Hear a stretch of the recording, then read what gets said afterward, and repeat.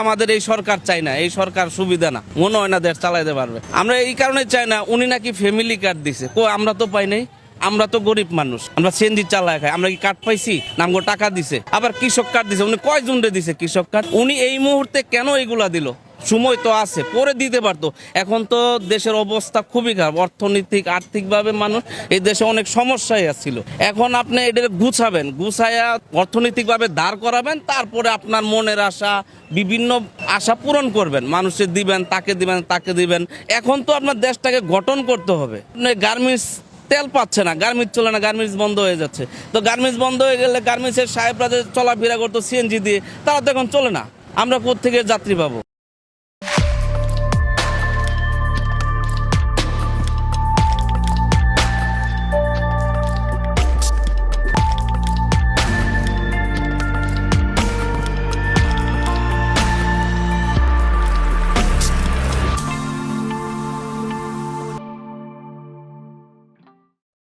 দেখেছেন সাধারণ মানুষ কেমনে ক্ষোভ প্রকাশ করিচ্ছে? কেন সাধারণ মানুষের ক্ষোভ বাড়িচ্ছে? বিএনপি তো 3 মাস পার করিছে সরকারে, তো এই ক্ষোভের সাথে বিএনপির প্রথম 3 মাসের শাসনের কোনো সম্পর্ক আছে কি? কেন এই কথা কইতেছি? কারণ এই 3 মাসে বেড়াচেরা করে ফেলিছে বিএনপি, আরো বেড়াচেরা হবি সামনে। আমির খসরু ওই যে ইন্ডিয়ান মালডা অমিত শাহের সামনে কুজা হয়ে দাঁড়ায় থাকে না, পেন নাম করে, ওইটাই উই কইছে ইকোনমি ঘুরে দাঁড়াইতে 2 বছর সময় লাগবে। আর অর্থনৈতিকভাবে একটা ভীষণ আমরা ঋণাত্মক অবস্থায় আছি। এখান থেকে প্রথমে আমরা এখান থেকে বের হতে হবে, তারপরে অর্থনীতির সামনের দিকে যাবে। আপনারা নিশ্চয়ই লক্ষ্য করেছেন, আমি বলছি 2 বছর সময় লাগবে অর্থনীতি ঘুরে দাঁড়ানোর জন্য। দেখেছেন 2025-এর জুন মাসে এই ইন্ডিয়ান মালটাই কইছিল এখান থেকে ঘুরে দাঁড়াইতে একটা নির্বাচিত সরকার হইতে হবে, কারণ দেশে নাকি মাজুল অবস্থা, রিজার্ভ নাই, ফরেন কারেন্সি নাই, এই নাই ওই নাই। ইন্ডিয়ান মালটা কইছিল বিএনপি ক্ষমতায় গেলে 18 মাসে কয়েক কোটি চাকরি সৃষ্টি করবে। ওরে জিগায়েন তো, কথাটা কইছিল নভেম্বর 2025-এ, মানে নির্বাচনের 3 মাস আগে। তো সে আগেই জানতো তো দেশের ইকোনমি অবস্থা মাজুল, ওই তো নিজেই কইছে। তখন কইছিল যে কয়েক কোটি চাকরির বাস্তবায়ন পরিকল্পনা নাকি হয়ে গেছে। তাহলে এখন ইকোনমি ঘুরে দাঁড়ানোর কথা আসতেছে কেন? নির্বাচন হইলে তো সব ঠিক হয়ে যাওয়ার কথা, ঠিক কিনা? কয়েক কোটি চাকরির ব্যবস্থা করতে হবে। ইকোনমি কি অবস্থা আছে ওইটা আমাদের দেখার বিষয় না।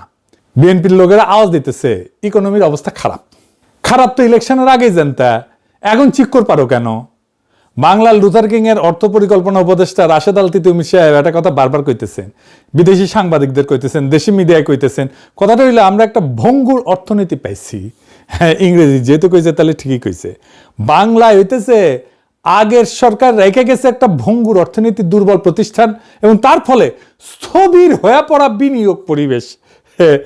আগের সরকার তো প্রফেসর ইউনূসের সরকার। আচ্ছা, আমরা দেখবো নি প্রফেসর ইউনূসের সরকার কেমন ভঙ্গুর অর্থনীতি রেখে গেছিল। তো এই কথাগুলো কেন কইলো? তারেক রহমানের মন্ত্রী উপদেষ্টারা কেন কইতেছে অর্থনীতির কথা, এটা খারাপ অবস্থা, খারাপ, বারবার করে পেঁচার সারিন্দা বাজাচ্ছে কেন? বিএনপি 3 মাসে কেমন বেড়াছাড়া করে ফেলছে ইকোনমির অবস্থা। আসেন আল্লাহর নামে শুরু করি, ইকোনমির অবস্থা আগের সরকারগুলোর আমলে কেমন ছিল। আমি হাসিনার সরকারের আমলের কথাও বিবেচনা নিতেছি, তাহলে বোঝা যাবে বিএনপি কেমন করিচ্ছে। হাসিনার আমলে IMF $4.7 বিলিয়ন লোন প্যাকেজ অনুমোদন করেছিল। IMF কিন্তু তখন বলে নাই অর্থনীতি ভঙ্গুর, বলছিল সংস্কারের যোগ্য, সেজন্যই লোন দিছে। হাসিনা 3 কিস্তি পাইছিল ওই লোনের। হাসিনা পলাইছে, ইউনূস বসছে। 11 মাস পরে IMF কি করলো? 2 কিস্তি একসাথে ছাড়লো এবং প্যাকেজ বাড়ায় 4.7 থেকে 5.5 বিলিয়ন করলো। IMF এর ভাষায় তখন IMF কইছিল বাংলাদেশের কর্মসূচির বাস্তবায়ন সামগ্রিকভাবে সন্তোষজনক হয়েছে। কঠিন রাজনৈতিক এবং অর্থনৈতিক প্রেক্ষাপট সত্ত্বেও অর্থনৈতিক ভঙ্গুর হইলে IMF 2 কিস্তি একসাথে দেয় না, উল্টা প্যাকেজ কেটে দেয়। তারপরে বিএনপি 17 ফেব্রুয়ারি ক্ষমতা নিল 2026-এ। 3 মাসের মধ্যে কি হইল? IMF $1.3 বিলিয়ন কিস্তি আটকে দিল। কেন? হাসিনার আমলে আটকায় নাই, ইউনূসের আমলে আটকায় নাই, বিএনপির আমলে আটকাইলো কেন? কারণ ইকোনমির অবস্থা জয় বাংলা হয়েছে। আমির খসরু কইছে না, এখনো সিদ্ধান্ত নেয় নাই IMF, আমাদের লোনের টাকা দিবে না বলে নাই, জুলাই মূল্যায়ন হবে নাকি ওই ভাবিছে দিবি লোন, না দিবি না।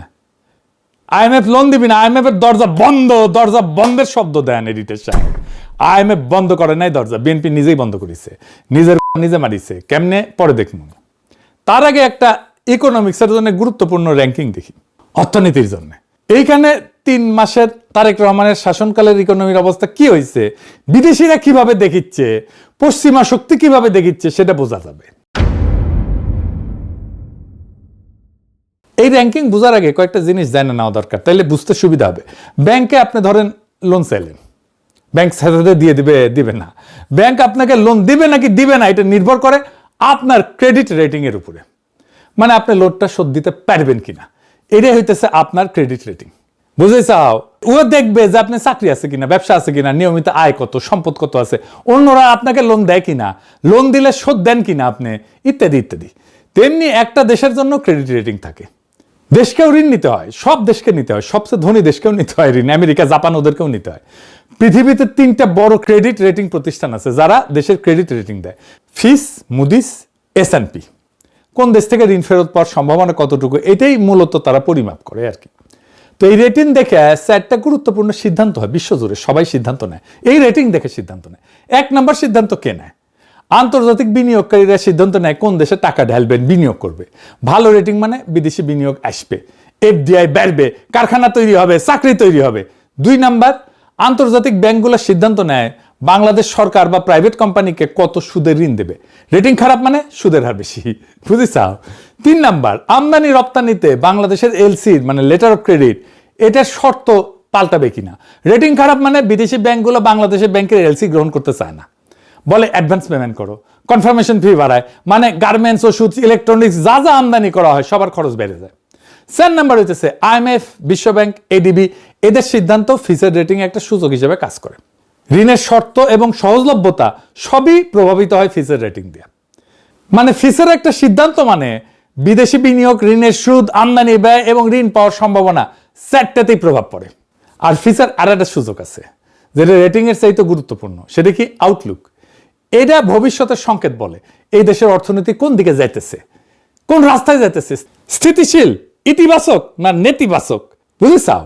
রেটিং একটা স্ন্যাপশট মানে একটা সময়ের ছবি, মানে নির্দিষ্ট সময়ের ছবি। আউটলুক মানে ট্র্যাজেক্টরি, কোন দিকে যাইতেছে, বুঝেছাও।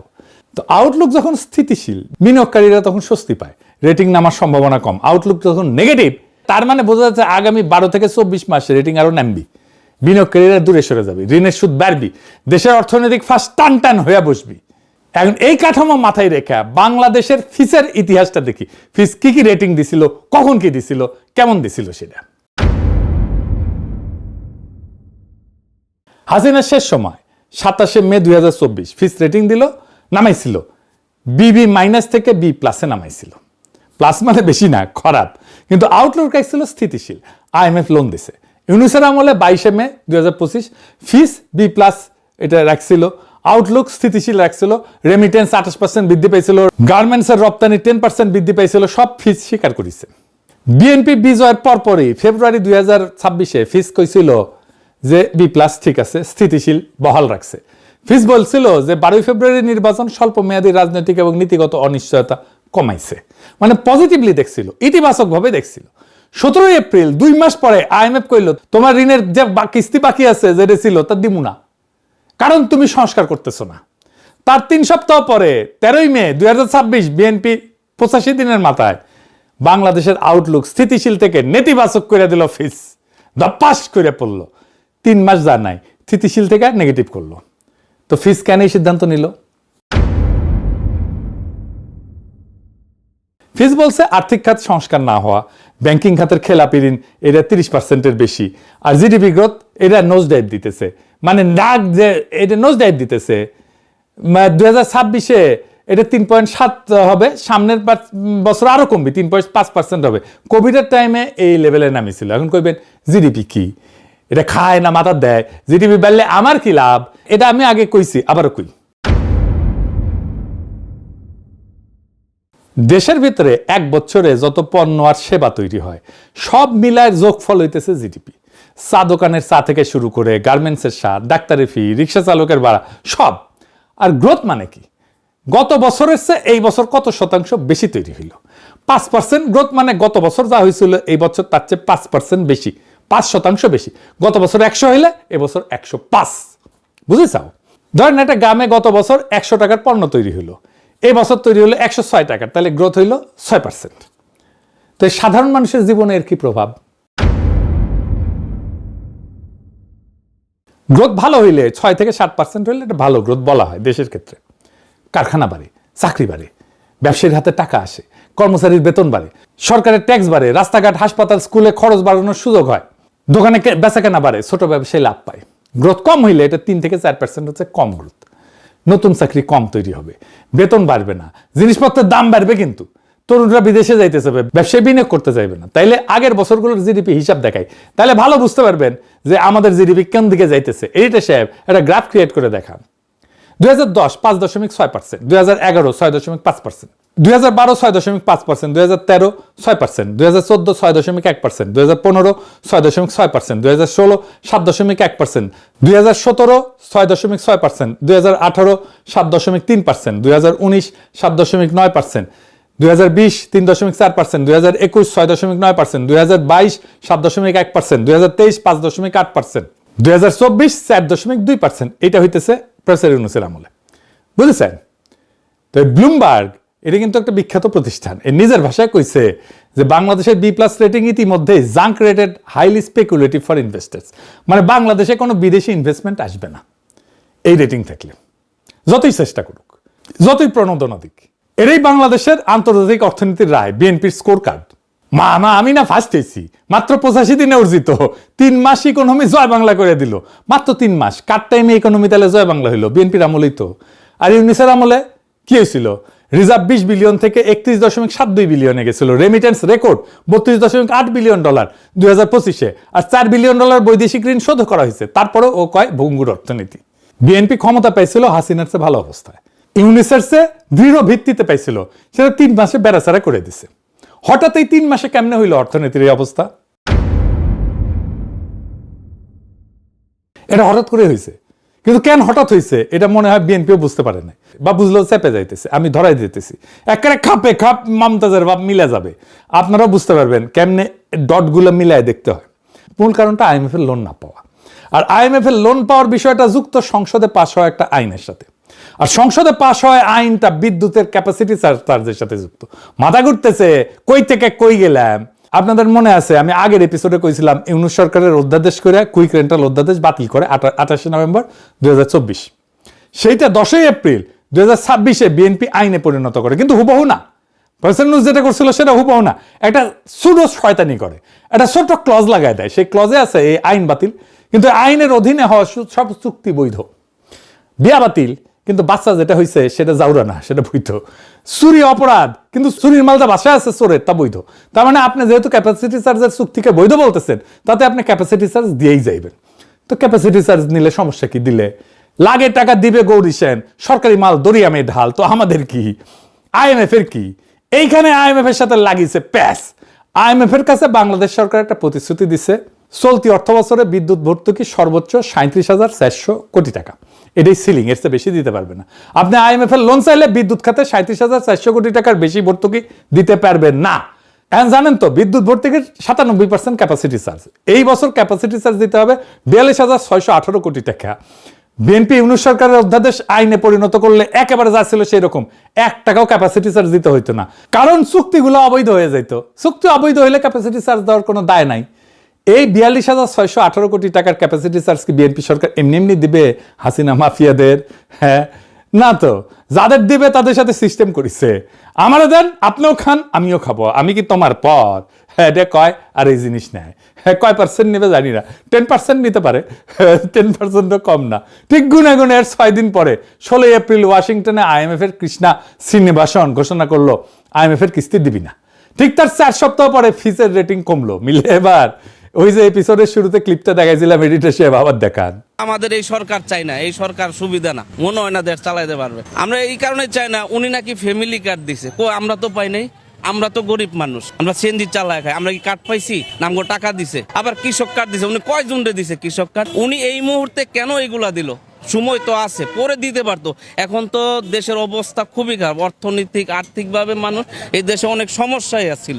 এখন আপনি এটা গুছায়া অর্থনৈতিকভাবে দাঁড় করাবেন, তারপরে আপনার মনের আশা, বিভিন্ন আশা পূরণ করবেন, মানুষের দিবেন, তাকে দিবেন। এখন তো আপনার দেশটাকে গঠন করতে হবে। গার্মেন্টস তেল পাচ্ছে না, গার্মেন্টস চলে না, গার্মেন্টস বন্ধ হয়ে যাচ্ছে। তো গার্মেন্টস বন্ধ হয়ে গেলে গার্মেন্টসের সাহেবরা যে চলাফেরা করতো সিএনজি দিয়ে, তারা তো এখন চলে না। আমরা কোত্থেকে যাত্রী পাবো? এই লোকটা অর্থনৈতিক সংকটের ধাক্কা আগেই বুঝতে পেরেছে, বুঝিছাও? ওরা এভাবেই আগে বুঝে সব সংকট, ওদের গায়ের উপরে দিয়ে যায়। তো এখন আমরা প্রশ্ন করতে পারেন কি হইতে পারে সামনে। দেখেন, হাসিনার আমলে আমি কইছিলাম হাসিনা দুর্বল হইতেছে, তার রিজার্ভ জয় বাংলা হয়ে যাইতেছে জন্য। হাসিনা এমন মডেলে তার ইকোনমিতে চালাইতো, এটা কোলাপস করতোই। বাংলাদেশের ইকোনমি কখনোই কোনো দীর্ঘমেয়াদী পরিকল্পনা করে সাজানো হয়নি, কেউ করে নাই। দেশ গড়া মানে তার ইকোনমি গড়া, এইটা সহজ কাজ না। আমরা যদি বলেন আপনি কেমনে করতেন, আমি সেটা বলতে পারি। আমার অর্থনৈতিক চিন্তার রাস্তাটা কেমন, আসেন সেটা আলাপ করি, শুনে রাখা ভালো, খারাপ না। তাইলে বুঝবেন যে আমি ফাঁকা কথা কইতেছি না। দেখেন, আমির খসরুর এই যে 2 বছর লাগবে, এটা আজকের কথা না, এটা 77 বছরের কাহিনীর সর্বশেষ এপিসোড। এই কথা শুনেই আসতেছেন, আগামী 100 বছর ধরে শুনে আসবেন, কিছুই বদলাবে না। কেন বদলাবে না জানেন? আপনারা দেখবেন বাঙ্গুল্যান্ডে কিছু তামাশা হয়, যেমন একজন একটা বিমান বানাইলো বা আরেকজন একটা রেসিং গাড়ির মতো কিছু বানাইলো, তারপর তারা বলে সরকারি পৃষ্ঠপোষকতা পাইলে তারা আগে যাবে। লুথার কিং সে সমস্ত চালায়, বক্তৃতা দেয় যে তার সরকার এই সমস্ত পৃষ্ঠপোষকতা করবে, বাংলার বিমান বিশ্ব জয় করবে, বাংলার গাড়ি স্থলপথ কাঁপাবে, ইত্যাদি ইত্যাদি মেলা কিছু চাল। তারপর হয় ঘোড়ার ডিম। প্রফেসর ইউনুস, লুথার কিং থেকে শুরু করে সবারই কোনো ধারণা নাই যে আমেরিকা, জার্মানির গাড়ি, বিমান এইরকম সার্কাস করে আর সরকারি পৃষ্ঠপোষকতা বানায় না কেউ। আমেরিকার F-35 বানায় কিভাবে, জাপান টয়োটা বানায় কিভাবে, কোরিয়া স্যামসাং বানায় কিভাবে?